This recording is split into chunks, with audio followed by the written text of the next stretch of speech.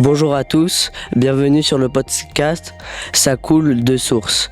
Nous allons nous intéresser au sujet l'eau sur Terre, une ressource abondante mais inégalement répartie. Pour cela, nous sommes accompagnés de Nicolas Massey, chercheur hydrogéologie au laboratoire M2C.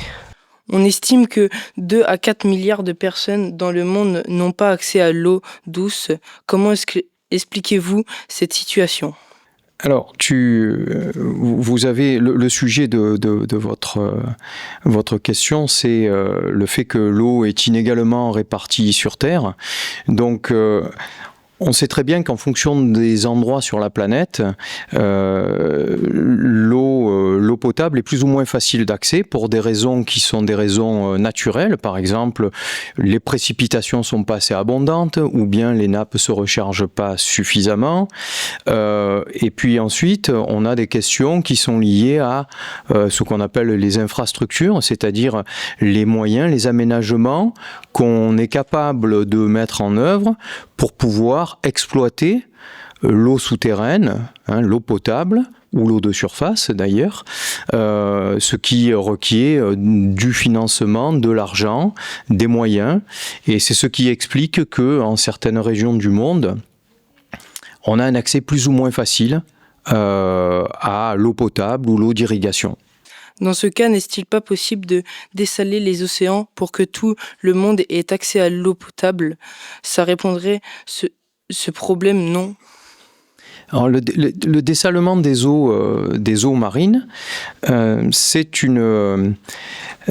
un moyen qui est utilisé dans certains pays ou qui font face à des pénuries d'eau. En Europe, par exemple, en Espagne, les techniques sont assez avancées pour le dessalement des eaux.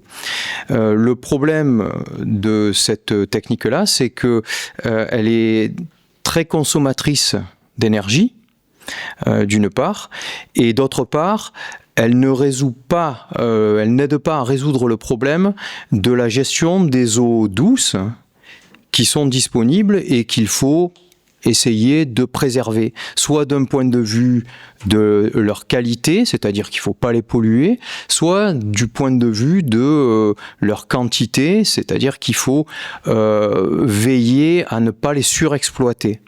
Avec le dérèglement climatique, il y aura sûrement beaucoup plus de pluie. Nous nous en sommes bien aperçus dans notre région où il pleut beaucoup. Comment expliquez-vous que le niveau des nappes phréatiques est en baisse ? Alors, dans la région le niveau des nappes n'est pas en baisse. C'est une question qui est assez compliquée en fin de compte. C'est-à-dire que le réchauffement climatique, c'est une réalité au sens que, en moyenne, la température de l'atmosphère, du coup la température des océans augmente. Et ça, on le voit très bien et ça ne fait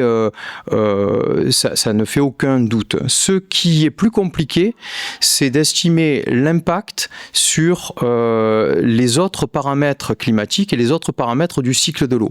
Par exemple, sur les précipitations. Les tendances, ce qu'on appelle les tendances à l'évolution sur les précipitations, ne sont pas aussi claires que sur la température. Et il faut distinguer assez précisément les grandes variations qui sont liées aux variations naturelles du climat, qui peuvent impliquer que pendant une séquence de plusieurs années, on a des niveaux de nappes phréatiques qui sont plus bas que d'autres années, et les tendances climatiques. C'est-à-dire que c'est pas parce qu'on observe pendant quelques années des niveaux anormalement bas que pendant les années suivantes, on n'aura pas des niveaux anormalement hauts qui vont venir compenser le phénomène en moyenne. C'est sur ces mots que ce podcast prend fin. Nous tenons à remercier M. Massey pour nous avoir éclairé sur nos questions. N'hésitez pas à aller écouter les autres podcasts. Merci de votre écoute. Merci.